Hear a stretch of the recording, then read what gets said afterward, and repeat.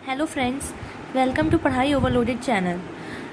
तो दोस्तों, आज जिस पाठ के बारे में हम पढ़ेंगे उस पाठ का नाम है बाजार दर्शन, जिसके लेखक है जैनेन्द्र कुमार जी। दोस्तों, जैसा कि हम सभी जानते हैं कि उपभोक्तावाद और बाजारवाद में गहन चर्चा काफ़ी दशकों से चली आ रही है। जैनेन्द्र कुमार जी का यह पाठ भी इसी पे लिखा गया है। लिखा तो यह बहुत पहले ही गया था, लेकिन आज भी यह बेजोड़ समझा जाता है। इस पाठ में बताया गया है कि बाजार की जादुई ताकत कैसे हमें अपना गुलाम बना लेती है। अगर हम अपनी आवश्यकताओं को ठीक ठीक समझकर बाजार का उपयोग करें तब हम इसका लाभ भी उठा सकते हैं, लेकिन अगर हम ऐसा नहीं करें तो यह असंतोष, तृष्णा और ईर्ष्या से घायल करके हमें परास्त कर देगा। तो इस पाठ में 3 मुख्य पात्र हैं। पहले दोनों पात्र लेखक के मित्र, और जो तीसरे पात्र हैं वो है भगत जी, जो कि एक चूरन बेचते हैं। तो लेखक अपने पहले मित्र की कहानी बताते हैं कि एक बार उनके मित्र बाजार गए थे तो कुछ मामूली सी चीज लेने, लेकिन आए तो बहुत सारे बंडल साथ में थे। कौतूहलवश लेखक ने पूछा, अरे आप तो गए थे मामूली सी चीज लेने, लेकिन आए तो इतने सारे बंडल। उन्होंने तर्क दिया कि यह सब जो थी वह सब स्त्री की ही माया है, उनकी पत्नी की, जिसके वो कायल है। स्त्री ही महिमा जोड़ती है। यह बात सही है, लेकिन एक और तत्व है जो इसमें शामिल है, वह है मनी बैग, अर्थात पैसे की गर्मी या एनर्जी। पैसा पावर है। पैसा एक ऐसा शस्त्र है जिससे हम कुछ भी चीज़ हासिल कर सकते हैं। लेकिन यहाँ मैं एक टिप्पणी करना चाहूँगी कि पैसा ही सब कुछ नहीं होता है। मनुष्य का बुद्धि और विवेक ऐसी सर्वश्रेष्ठ वस्तु हैं जिसके दम पर वह कुछ भी चीज़ हासिल कर सकता है। उनके मित्र ने सामने मनी बैग फैलाया और कहा, यह देखिए, कुछ भी नहीं बचा, सब उड़ गया।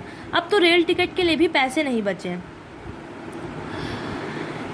इसमें एक और तत्व भी शामिल है, वह है बाजार। बाजार को शैतान के जाल के समान बताया गया है। ऐसी सजा सजाकर चीजें रखी जाती हैं मानो कोई मूर्ख ही हो जो उस चीजों के प्रति आकर्षित ना हो। बाजार का आग्रह भी एक तिरस्कार की भावना जगाता है, क्योंकि बाजार भले ही हमें भिन्न भिन्न प्रकार की चीज़ों को लेने के लिए आकर्षित करता है, परंतु वह चीज़ हमारे लिए उपयोगी है या नहीं, इसका चयन स्वयं बाजार नहीं करता है, ना कि मनुष्य करता है। बाजार मनुष्य की यह चयन करने की शक्ति को ध्वस्त कर देता है। चौक बाजार जाओ तो मानो ऐसा लगता है कि हमारे पास कुछ है ही नहीं, अभाव ही अभाव है। यहाँ कितना परिमित है और वहाँ कितना अतुलित। यह सब असंतोष, तृष्णा और ईर्ष्या का कारण है। तब वह एक और मित्र की बात करते हैं। दोपहर के गए, शाम को लौटे, आए तो खाली हाथ। कौतूहलवश लेखक ने पूछा, अरे आप तो कुछ सामान लेने गए थे लेकिन आए तो खाली हाथ। तब उन्होंने उत्तर दिया कि वहाँ समझ ही नहीं आ रहा था कि ना लूँ तो क्या। सभी चीज़ तो इतनी आकर्षित थी कि मन तो कर रहा था कि सभी ले लूँ, लेकिन मुझे लगा कि सब कुछ लेना तो संभव नहीं है, और कुछ लेना का मतलब शेष सब कुछ छोड़ना, और मैं कुछ भी नहीं छोड़ना चाहता था। यह विचार लेखक को बहुत प्रभावित किया। और बात भी सही है, अगर बाजार जाओ तो मन में कुछ ना कुछ निश्चय करके जाना चाहिए, वरना हमें त्रास ही हाथ में लगेगा। बाजार में एक जादुई ताकत होती है। यह जादू रूप का जादू होता है। जिस प्रकार चुंबक का जादू केवल लोहे पर ही चलता है, ठीक उसी प्रकार इस जादू की भी मर्यादा होती है। अगर जेब भरी हो और मन खाली हो तो ऐसी हालत में इसका जादू तो खूब असर करता है। जेब खाली हो पर मन भरा हो तो भी इसका जादू चलेगा। वैसे कहा जाता है ना कि अगर लू में जाओ तो पानी पीकर जाना चाहिए, पेट में पानी होगा तो इससे लू का लूपन समाप्त हो जाएगा। ठीक उसी प्रकार अगर बाजार जाओ तो मन में कुछ ना कुछ निश्चय करके जाना चाहिए कि हमें क्या लेना है, वरना बाजार हमें अपनी ओर आकर्षित करके हमारी मनी बैग की क्षमता को तो शून्य कर देगा। लेकिन बाजार जाओ तो खाली मन ना हो, इसका यह अर्थ नहीं है कि मन बंद हो। जो चीज़ बंद होगी वह तो शून्य हो जाएगी, और शून्य का सही अर्थ हमें और आपको तो नहीं पता, इसका असली अर्थ तो परमात्मा को ही पता है। आँख अपनी फोड़ डाली, तब लोभनीय के लोभ से बचे तो क्या हुआ। क्या आग बंद करके हम सपने नहीं देखते? और क्या वह सपने हमारे रातों के नींद चैन सब कुछ भंग नहीं कर देते? तब लेखक भगत जी के बारे में बताते हैं। भगत जी एक महानुभाव हैं जो कि पड़ोस में ही रहते थे। वह चूरन बेचते हैं। उनका चूरन पूरे शहर में सरनाम है। भगत जी का एक उसूल है कि 6 आने से ज़्यादा उनको चूरन नहीं बेचना। तो जैसे ही भगत जी बाहर जाते उनका चूरन देखते ही देखते बिक जाता। जो चूरन बचा हुआ रहता वह उसे बच्चों में मुफ्त में बांट देते। इससे हमें भगत जी के चरित्र की यह विशेषता पता चलती है कि वह कितने संतोषी व्यक्ति हैं। मनुष्य को संतोषी होना चाहिए।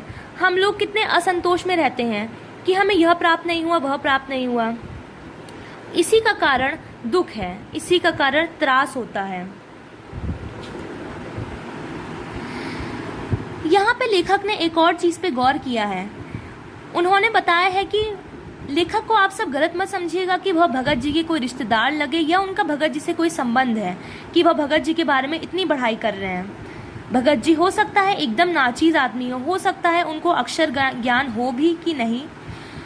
हम सब जो इतने पढ़े लिखे लोग हैं, हम सब तो इतनी बड़ी बड़ी बातें करते हैं, लेकिन जब बाजार का जादू हम पे चलता है तो हम उसके जादू के वार से बच नहीं पाते। परंतु भगत जी ऐसे व्यक्ति हैं जिनका मन अडिग रहता है। बाजार की जादुई ताकत उनके ऊपर असर नहीं कर पाती। दूसरे तत्व में पैसे को बताया गया है कि पैसे की व्यंग शक्ति के बारे में। पैसे में एक व्यंग शक्ति होती है जो कि हमें अपनों के प्रति पराया कर देती है। वह हमें अपनों से दूर कर देती है।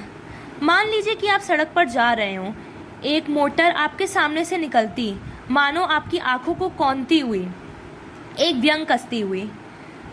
उसको देख के हमें यह लगता कि हाय, यही माँ बाप रह गए थे जिनके यहाँ मुझे जन्म लेना था। क्यों ना मैं उस मोटर वाले के यहाँ हुआ। उस व्यंग शक्ति में इतनी शक्ति है कि जरा में मुझे अपने सगों के प्रति कृतज्ञ कर सकती है। उस व्यंग शक्ति को रोकने के लिए हमें प्रयास करना चाहिए, क्योंकि पैसे में ऐसी व्यंग शक्ति होती है जिसके घेरे में अगर एक बार मनुष्य आ गया तो वह उसके घेरे से बाहर नहीं निकल पाता।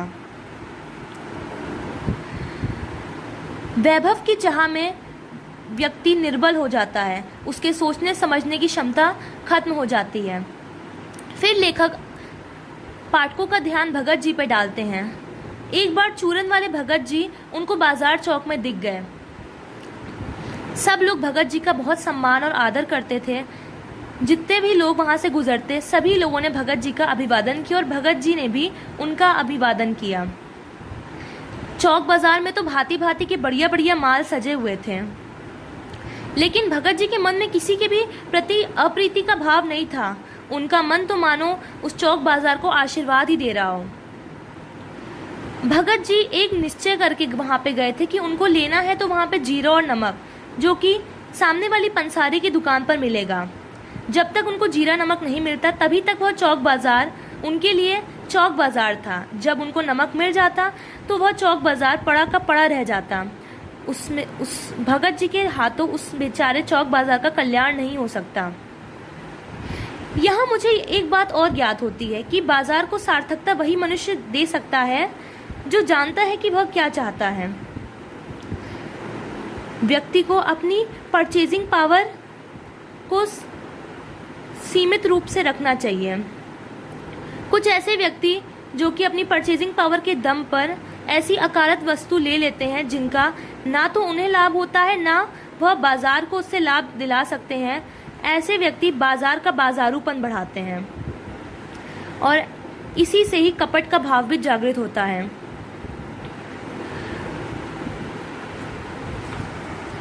मनुष्य में संचयन की प्रवृत्ति दशकों से चली आ रही है। सब लोग जानते हैं कि संचय व्यर्थ है, परंतु फिर भी मनुष्य संचय करता ही जा रहा है। आजकल उपभोक्तावाद और बाजारवाद के कारण मनुष्य के अंदर सद्भाव, भाईचारे, इन सब की भावना समाप्त होती जा रही है। एक की हानि में मानो दूसरे का लाभ हो। लोग ग्राहक और बेचक की तरह व्यवहार कर रहे हैं। ऐसे में मनुष्य के अंदर दूसरों के प्रति प्रेम, सद्भावना, यह सब समाप्त होती जा रही है।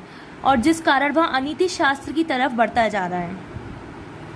तो हमने इस पाठ में देखा कि किस प्रकार बाजार हमें अपनी ओर आकर्षित करके हमें परास्त कर देता है, हमारे क्षमता और हमारे सोचने समझने की क्षमता को घटा देता है। तो हमें इस पाठ से यह सीख मिली कि हमेशा संतोषी बनिए, हमेशा कुछ ना कुछ निश्चय करके बाजार जाइए, क्योंकि बाजार तो हमें अपनी ओर आमंत्रित करता ही है, लेकिन यह हम पे निर्भर करता है कि हम उसका सही तरह से कैसे लाभ उठा सकें। तभी बाजार हमसे कृतार्थ होगा, और बाजार की असली कृतार्थता है आवश्यकता के समय काम आना। तो धन्यवाद। अगर आपको ये वीडियो अच्छा लगा हो तो लाइक करें, शेयर करें, सब्सक्राइब करें ऑन आवर चैनल पढ़ाई ओवरलोडेड। Thank you.